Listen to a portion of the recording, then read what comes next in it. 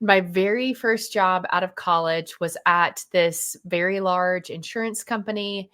And one of the things I was tasked with later in my years there was to audit their customer experience. So we worked with individual policyholders, not people who had insurance through their work, but people who bought it on their own. So I was tasked with going through their whole experience to see how could we make it better? Where were there challenges? Where were there places that we really weren't serving them well? So some of the things that we did, I found obviously one of the hardest parts of having insurance is when you get that letter in the mail that's like your premium's going to stay the same or it's going to go up. Nobody likes seeing that. So one of the things that we did was to rewrite that whole thing to give it a more friendly tone, more understanding that that was a hard thing to receive. And also to tell them, if your premiums are going up and this is now unaffordable to you, here are a couple of options that you can pick that will keep your premium the same or even lower it. And it was an automatic thing for them. They didn't even have to call in. They could just choose one of those downgraded plans and then keep their costs, kind of stable.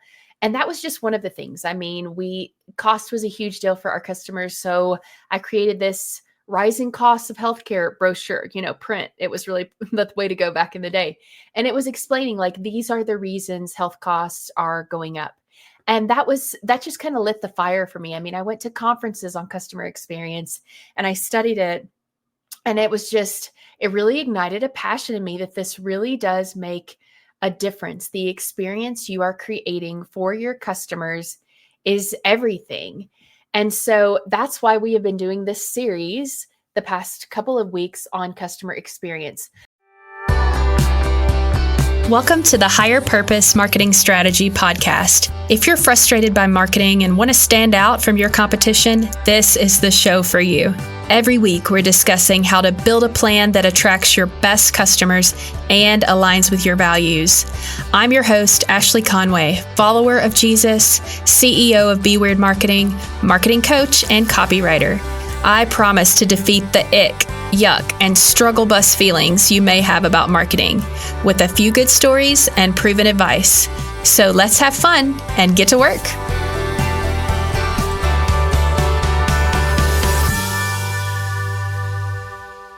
Last week was when we talked about why great customer service could be your best marketing move in 2025.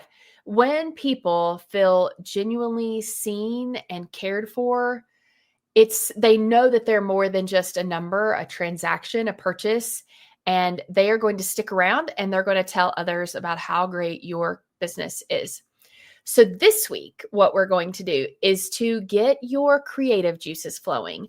I'm going to share 10 real life examples of wow customer experiences that will inspire you. So what we're going to do, I would recommend that you create a space for this type of, this is different than what we usually do. This is a storytelling show. So let's give room for your creativity, that side of your brain to come alive now and to really be able to, think of new ideas and to brainstorm. So we're going to put the logical side of your brain, we're going to give it a break. So if you're watching this, listening to this at your computer, shut down your email, eliminate all your other distractions, lock your office door, whatever you have to do. If you're on a walk, you could be in your car, do it when nobody else is in the car with you. We want to quiet the things around us as much as we can so we can give our creativity a chance to hear some of these ideas and to come up with new ones, ways that you can apply these ideas, these stories, perhaps to your own business, or they may spur completely new ideas that would be perfect for your business. So sit back, enjoy some of these stories, and I trust that they will generate some great ideas for your business. So here we go. Number one is the Starbucks memory. A woman in her third trimester walked into Starbucks, obviously just completely exhausted and drained. The barista not only offered her a seat while she waited, but also walked her drink over and included a note that said, "You're doing amazing." And the woman cried right there at the counter. So this was like a nothing deal, right? This barista didn't do anything super grand. She didn't spend any extra money. She just took the time, instead of being so consumed by her own job, to notice this woman who is obviously very pregnant, very tired, probably wants that baby out so badly. Just to say, "I see you. I know what you're going through. And I just want to take a minute to make you feel, known and loved." So it was just a note. Number 2, the Chick-fil-A shortcut is what we're calling this one. After a long day of errands, a dad accidentally ordered the wrong kid's meal, right? Instead of making him go back in line, a team member brought out the right meal that he had wanted, added a free cookie, and told him, "You've got your hands full. We've got you."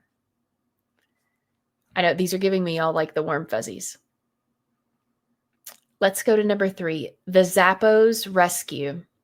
A customer called Zappos to return shoes she had bought for her late mother. Her mother had recently passed away. Not only did Zappos accept the return, they overnighted flowers and a condolence card to her home the next day. She told 100 friends and probably 10,000 strangers. Number 4, the Chewy vet bill. After a dog passed away, a pet owner called Chewy to cancel their their subscription, their auto ship of food. And that customer service rep processed the refund, then told them to just donate the food to a shelter. 2 days later, flowers and a sympathy note arrived for their loss. Number 5, the Trader Joe's snowstorm delivery.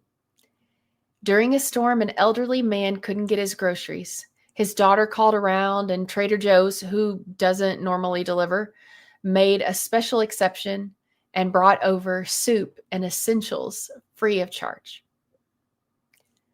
Number 6, the Ritz-Carlton giraffe. A little boy left his stuffed giraffe behind, and the hotel overnighted it back home, along with photos of his little stuffy lounging by the pool and getting a massage, so he'd know the giraffe had just taken a little vacation too. Number 7, the Disneyland buttons. A family celebrating their adoption day showed up at Disneyland. A cast member saw their shirts that said that they were celebrating that and brought over buttons and fast passes saying, "Families like yours make the magic real." Number 8, the Southwest flight hold. A man running late for a Southwest flight due to traffic called ahead, and the pilot personally delayed takeoff by 12 minutes to make sure that the man could make it on the flight so he could get to his dying mother's bedside. Number 9, the Delta teddy bear. A child lost her beloved teddy bear on a Delta flight. Her parents, called to say it was missing. Could anybody find it? They're hoping for the best. Not only did Delta find it, they mailed it back with a handwritten letter from the bear describing his adventure in the clouds and included a pair of pilot wings as a souvenir.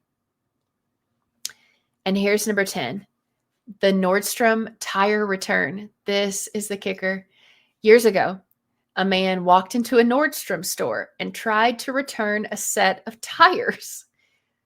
Nordstrom doesn't sell tires, but instead of turning him away, the associate honored the return anyway. The backstory was that this man had purchased the tires from a store that used to be where Nordstrom was then. And they accepted the return, even though it wasn't their product. This story became legend, and it cemented Nordstrom's place in, customer experience Hall of Fame, so to speak. So those 10 were incredible and thoughtful, warm stories. This is the kind of thing we love to hear about a business doing. And I think it's because so often we expect that businesses are just about business. They're all business. They're all about their sales and profits. And, it's all a numbers game. And that's kind of the way we subconsciously, think of businesses. But you hear stories like this, and the business part kind of fades to the background, and it becomes about the people, the team members that work for these companies, and the people that they serve. And what all of these have in common is that the team members, the employees, felt empowered to be kind, even if it cost money. In some cases, a lot of money. In some cases, nothing. But they felt that they had the power to make those decisions and to be kind without having, to waste time checking it with their management's management, looking, do we have the budget for this month? That type of thing. They felt that they were able to be kind, and not only that they were able, they obviously had the margin that they weren't so rushed fulfilling their job duties that they didn't even have time to really see the people that they were serving, much less think about, how can I go the extra mile? So, these are ways that it really is about customer service. It's not anything you have to have a process for necessarily. You have to script, you have to put in automation to make sure it happens. It's just looking at things a little bit different way. And maybe you can encourage your team to do that with like a morning huddle or something like that, that just read them one of these stories and explain, we're empowering you to do the same thing, to really think about the customers first and to see them as people, not as sales, and to do what you can to lighten their load and brighten their day. So what I'm going to do is to create, I want you to still be able to refer to these stories just as inspiration. So I'm going to be creating just a one-pager that has these stories in there that you can refer to, and I will drop the link here in the show notes so you can access that at any time. And this is just something to think on, like I said, to inspire you to think, what could we do at different parts? If these problems happen, if our customers experience these problems, what could we do to really go above and beyond and wow them with, just a great customer service experience? So next week, what we're going to do is we're going to talk about how to map out your customer experience plan. If you're not sure about, if all of this is very new to you, most of you are going to think about ways that you can, that have great customer service. But a lot of times it's not necessarily an actual plan for ensuring that it gets done. You just, wait to be inspired or wait to kind of see a situation and then you act then. But there are ways to create a plan to make sure that at certain points in a customer's journey, they do experience a wow customer service moment. So if you're not sure how to do that, that is something that Power Hour coaching is perfect for. In 60 minutes, we will identify what you're already doing and what's working, what's not, and what you can do to build and improve your customer experience to create stronger relationships and get better results. You can learn more about that at beweirdmarketing.com/Power Hour. I trust this has been inspirational and the wheels are already turning about things that you could do in your business to create wow customer experiences. I can't wait to chat with you next week. Have a great week until then. Thanks for listening to today's show. For all things podcast, including transcripts, extra resources, and a place to submit questions for the show, visit higherpurposemarketingstrategy.com. I'd also love for you to do me 2 quick favors. 1, leave a review on Apple Podcasts, and 2, share this episode with your colleagues. And that's a wrap. Meet you back here next week.